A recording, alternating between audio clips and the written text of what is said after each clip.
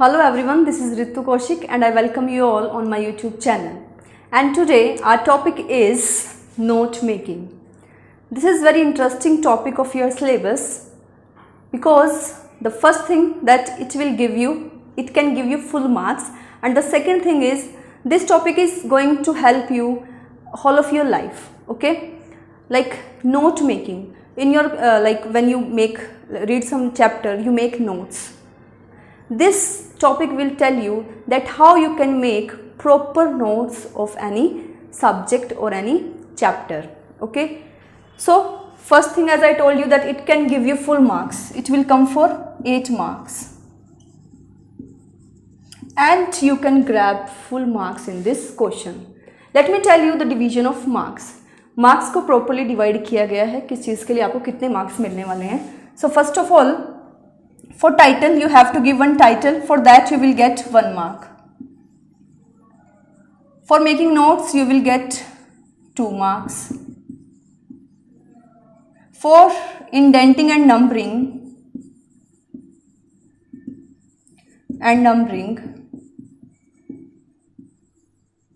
you will get 1 mark. Okay, then for abbreviations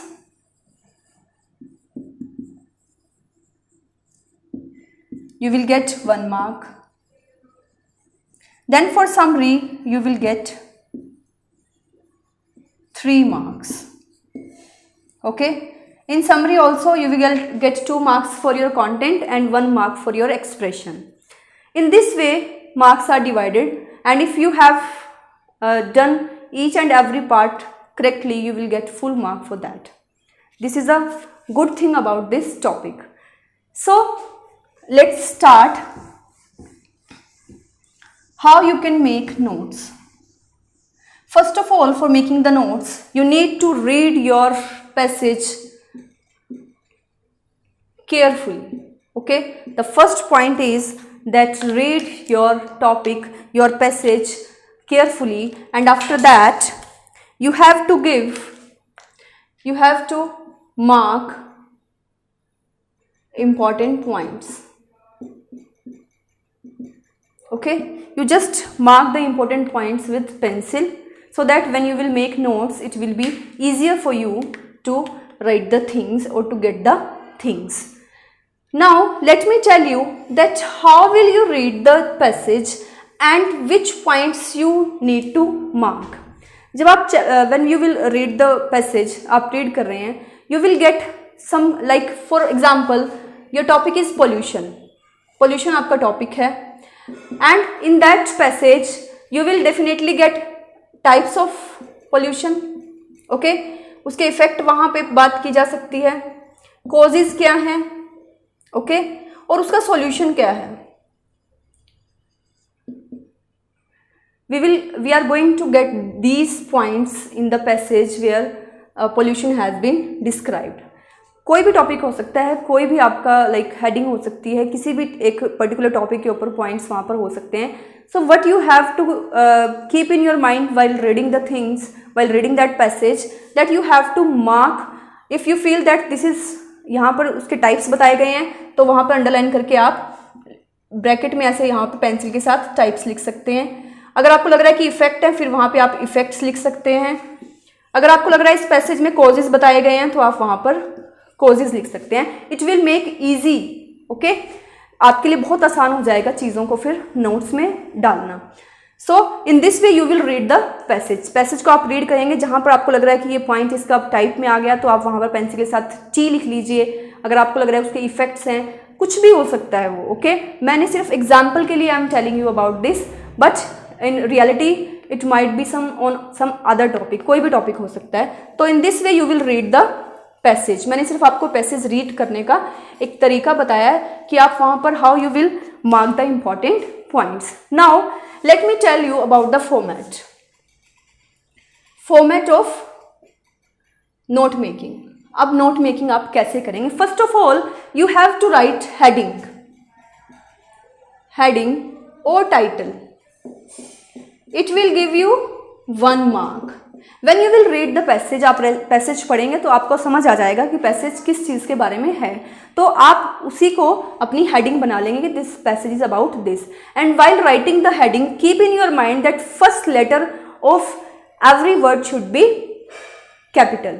ठीक है, जब भी हम सपोज आपका 3 वर्ड्स का कोई अगर आपको लग रहा है कि आपका टाइटल बन सकता है, try to make it in 1 or 2 words, but अगर आपको लगता है कि 3 वर्ड्स का भी है तो हर वर्ड का फर्स्ट लेटर जो है वो इट शुड बी कैपिटल। किसी भी चीज़ की हेडिंग, सिर्फ नोट मेकिंग की नहीं, कभी भी आप किसी चीज़ की हेडिंग लिख रहे हैं, टाइटल लिख रहे हैं, तो first letter should be capital. Now let's start a first point. You have to write sub heading. Okay, sub heading as I told you that types can be discussed. अगर pollution यहाँ पे heading आ गई है तो types आप यहाँ करेंगे, यहाँ लिखेंगे आप types. You need not to write full sentence types of pollution, just write types because you have already mentioned in the heading that you are going to write about pollution, just write types. After that suppose types में different types आप mention करेंगे तो you have to mention like this.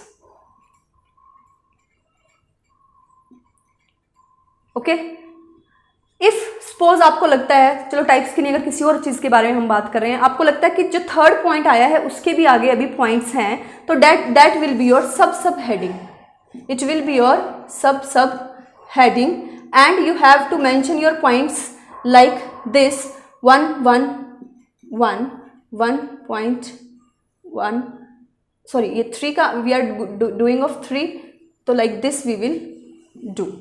Okay, now if you feel that you have mention, इतने points बताए गए थे आपने वो लिख दिए और अभी आपके पास और पॉइंट्स टाइप्स रहते हैं, तो फिर आप 4th से शुरू करेंगे और ऐसे आप लिखते चले जाएंगे। Okay, now come to the second sub heading. अब आपको लगता है कि उसके कुछ इफेक्ट्स की बात की गई है, तो यहाँ you can write effects. Okay, then you have to mention 2.1, उसके जो भी पॉइंट्स हैं you will write points there. अब यहाँ पे जो भी पॉइंट उसके हैं वो आप मेंशन करेंगे जो भी पैसेज में दिए गए हैं। Then this, suppose you feel that here at 2.2, अभी इसके भी आगे सब हेडिंग्स हैं, तो यहाँ पर आप उसकी सब हेडिंग लिख के you can right like this. Okay, in this manner you have to write your subheadings. Suppose you have done 3rd subheading. In 3rd subheading you have only your subheadings and you don't have any subheading, then you will write like this only and this. If then you have 4th, write your 4th subheading and in this manner write. Okay, but keep in mind that don't exceed 5 subheadings. Maximum you should have 5 subheadings. Try to wind up in 3 to 5 subheadings. Okay, 3 are sufficient, but if you feel that you have further points, you can write 4th and 5th also, but don't exceed 5th point. Here what you have to keep in mind, just see the pattern I have made like this. यहाँ पे मैंने सब heading लिखी, उसके थोड़ा इधर करके मैंने उसके पॉइंट्स लिखे, फिर आगे जब सब हेडिंग आई तो उससे भी थोड़ा इधर मैंने उसके सब पॉइंट्स लिखे हैं। तो in this way you have to write. For this you will get, this is indenting. Okay, for numbering and indenting if you have did this work properly then examiner would give you 1 mark. इस चीज़ के लिए आपको 1 mark मिलेगा। अगर आपने properly in चीज़ों को मैंशन नहीं किया है तो आपको वो 1 मार्क कट हो जाएगा। So you have to give this in a proper manner and I think it's a very simple way to write the things. इसमें कोई difficult नहीं है जो आप follow नहीं कर पाओगे, तो easily you will get 1 mark for indenting and numbering also. और don't write full sentences like point आप यहाँ mention कर रहे हैं, full sentence नहीं लिखना आपने, you have to write in phrases. Don't use like your articles, okay, prepositions. Try to avoid the use of prepositions, articles and other unnecessary words. Just give whatever is required. Main point जो है वो आपका बस read करने हैं, जैसे clear होना चाहिए। ज़रूरी नहीं है कि आपकी पूरी लाइन लिखेंगे, आपने पूरी लाइन नहीं लिखनी, आपने सिर्फ फ्रेजेस लिखनी है। ऐसा हो कि लाइक अगर आप पूरी लाइन लिखेंगे तो मार्क्स उसके लिए डिडक्ट हो जाएंगे आपके। तो सिर्फ ऐसा हो कि आप जो लाइन लिख रहे हैं वो समझ आ रही है आपकी, आपने जो पॉइंट लिखा है वो उतना पढ़ने से समझ आ रहा है, मिनिमम वर्ड्स में आपने इसको लिखना है। Okay, and abbreviations you have to use in one line, you can use only one abbreviation. अगर आप एक पॉइंट लिख रहे हैं तो उसमें एक ही एब्रीविएशन आपने यूज करनी है। ऐसा नहीं है कि 3, 4, 5 एक ही लाइन में आप एब्रीविएशन यूज कर रहे हैं। In one line you can use only one abbreviation. So avoid full sentences, give one abbreviation in one line and try to sum up your sub headings in 3 or 4 सब headings. Okay, 5 को exceed आपने नहीं करना। Now let me tell you about abbreviations. Abbreviations, what are abbreviations? They are the short forms. एक word है उसकी short form है, उसे आप क्या बोलेंगे? Abbreviation. Okay, for example let me tell you, example को आप कैसे लिखते हैं? ऐसे लिख देते हैं ना आप। प्राइवेट को आप ऐसे लिख देते हैं, गवर्नमेंट को आप ऐसे लिख देते हैं। Okay, so these are the abbreviations. Between का आप ऐसे एक बना देते हैं, एंड को कई बार आप ऐसे सिंबल बना देते हैं कोई। Okay, so these are abbreviations, you can use these abbreviations. Now अब आपको लगेगा कि एब्रीविएशंस तो हमें पढ़नी पड़ेंगी, ऐसा नहीं है। पैसेज में आपके नॉर्मल एब्रीविएशंस जो आप जानते भी हैं, आप पढ़ते आ रहे हैं उनको, वही एब्रीविएशंस आपको पेपर में मिलेंगी। बहुत ज़्यादा हार्ड पैसेज नहीं आने वाला आपको, ठीक है? तो वो आपने पढ़ी होती हैं, जनरल एब्रीविएशन जो आप यूज़ करते हैं वही आएंगी। Now how to write in your exam.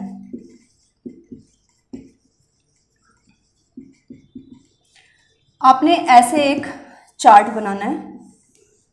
Okay, here you will write serial number. Okay, here you will write abbreviation जो आपने एब्रीविएशन यूज की है, and the word it is in the passage. Passage में क्या word है? Number 1, suppose आपने private abbreviation use की है, तो आपने वर्ड क्या था आपका? प्राइवेट था, ठीक है? इसी तरह से आपने सेकंड नंबर पे सपोज आपने ये यूज किया, ये किसके लिए आपने यूज किया है? बिटवीन। एग्जाम्पल के लिए अगर आपने यूज किया है, सपोज आपने एग्जाम्पल के लिए ये वर्ड यूज किया है, ये जो भी आप करेंगे you will mention. So in this way you will right the abbreviations, and your abbreviation should be minimum 5। Okay, आप मैक्सिमम 7 लिख सकते हैं, 7, 8 लिख सकते हैं, लेकिन मिनिमम आपने 5 जो है अपनी एब्रीविएशंस यूज करनी है। So you can write in this manner. If you have did this work properly you will get 1 mark for this part. Okay, abbreviations आप कुछ आप याद भी कर सकते हैं, like you need not to, इसमें आपको कुछ याद करने की भी ज़रूरत नहीं है। आप जब पढ़ेंगे पैसेज को तो आप देखेंगे कि आपने वो सब कुछ पढ़ा हुआ है, आपको आता ही है, ठीक है? अब एब्रीविएशन लिखने में आप किस तरह के words you can use, which kind of words? Like आप यूज़ करते हैं CBSE,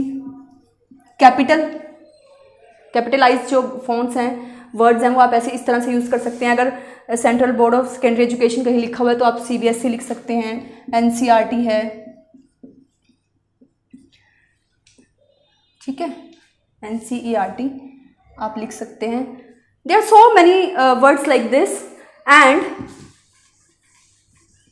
you can also use symbols. Symbols आप यूज़ कर सकते हैं। अर्थमेटिक सिंबल्स जो होते हैं, जैसे परसेंटेज के लिए आप ये यूज़ करते हैं, इंक्रीज के लिए आप ये वर्ड ये वाला सिंबल यूज़ कर सकते हैं। Okay, in this way you can use, like आप पर kg लिखते हैं, you can use like this also. So symbols you can use, arithmetic symbols you can use capital as I told you, as I have written the CBSE, and you can also make abbreviations by you can also invent how you can just उस word को आपने small कर देना है और last में लेकिन full stop आपने उसके ज़रूर लगाना है। अगर आपको लग रहा है कि आप कोई वर्ड ऐसे बहुत बड़ा है और आपको उसकी एब्रीविएशन कोई समझ नहीं आ रही, तो अपने आप भी आप बना सकते हैं। उसमें आपने वर्ड्स को थोड़ा कम करना है, लेकिन वो जब रीड आप करें तो वो समझ आए पढ़ने वाले के कि आपने किस वर्ड के लिए यहाँ पे ये वर्ड लिखा होगा। So for this part you will get 1 mark. Now let's come to the summary. For summary, you are going to get 3 marks. Okay. In summary, content will matter. Content matter करेगा. अब from where you have to write summary. Whatever you have mentioned in the notes. Notes में आपने जो भी points mention किए हैं, सब headings हैं, उनकी like सब heading है, points हैं, वहीं से आपने this is the thing that आपने पूरे passage से जो points बनाए हैं वहाँ से आप summary लिखेंगे अगर तो it will be easy for you. This is how you do in your like daily life also. आप चैप्टर के नोट्स बना रहे हैं, फिर चैप्टर के नोट्स से आप रीड कर रहे हैं, और जब आपका एग्जाम हो रहा है फिर आप उसको लिख रहे हैं. In the same way you will right in the summary what ever points you have mention in your notes, you will write those points here, you will describe those points. Okay, and here you have to use full sentences. आपने full sentences लिखने हैं. यहाँ पर कोई abbreviation का use आपने नहीं करना, phrases का यूज़ नहीं करना. यहाँ proper आपने जैसे आप किसी चीज़ की समरी लिखते हैं वैसे ही लिखनी है. In full sentences, in full words. Don't use abbreviations, don't use phrases in your summary. Okay, and in summary your content, if you have written the proper content, then you will get 2 marks for that. Okay, and if you have given like your content is appropriate, then you will get 2 marks for that. And if your expression, not your face expressions, your whatever like spelling mistakes, use of proper grammar, ठीक है, अगर grammatical कोई mistake आपकी नहीं है, spelling mistake नहीं है, for that you will get 1 mark. So in this way you will get 3 marks for your summary. Now let me tell you that how you have to write. See, you will take 1.5 page for this process. Like this is your answer sheet. This is your 1 page. On this page you will write heading. Okay, then your subheadings. You will start like this, and here you will write like this. Then your second subheading, your third subheading, like this. Then if you have space there, you can make your chart of abbreviations there only. Okay, and on the other half page you will write your summary. So maximum you use these 2 pages. If like you don't have much space this here, you can make this before summary. यहाँ आप abbreviation का बना सकते हैं. ठीक है, अगर space इधर है तो आप यहाँ पे भी बना सकते हैं. सपोज आपके पॉइंट्स काफ़ी शॉर्ट थे और आपके पास स्पेस है तो यहाँ बनाइए. Otherwise you can take further space also and write summary here. Don't use more pages for your note making. आप मैक्सिमम ये 2 पेजेस यूज़ कीजिए. अगर हो सके तो 1.5 ही यूज़ कीजिए. So in this way you can get 8 marks for your note writing. It's a very important part of your syllabus because you can use it in your daily life also. Like while you making your notes of any chapter, you can do in this manner also. It will help you to learn the things, to remember the things for the longer time. So if still you have any doubt, you can comment me in the comment box. Thank you.